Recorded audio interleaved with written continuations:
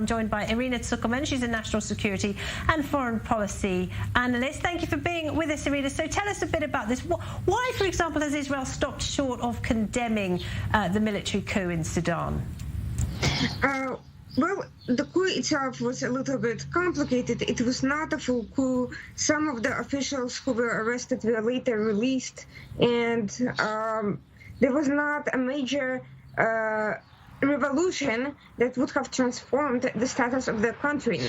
There wasn't a huge political change as a result of this so-called coup, and for Israel, it was an issue of figuring out whether it could maintain ties with the old government or wait for a full revolution. And so far we have seen that since October there haven't been any significant changes. In fact, it's the same government. So it made no sense for Israel to completely break off relations, but rather to adopt a wait-and-see approach while maintaining ties with different parties to see what happens. But there has been very brutal crackdowns on the pro-democracy protest movement, hasn't there?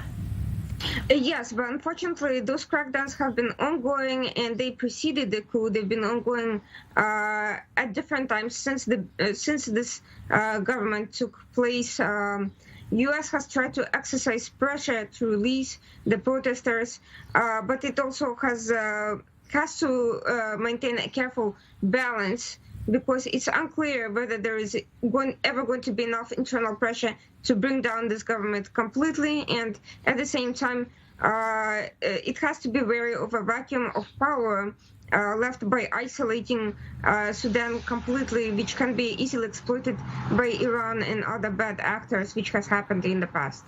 So as it stands, the process is kind of frozen. But if a democratic government was to return to Sudan, or was to be elected in Sudan, they haven't had one yet, of course, can we imagine there would be cooperation between the two countries, and what might that look like?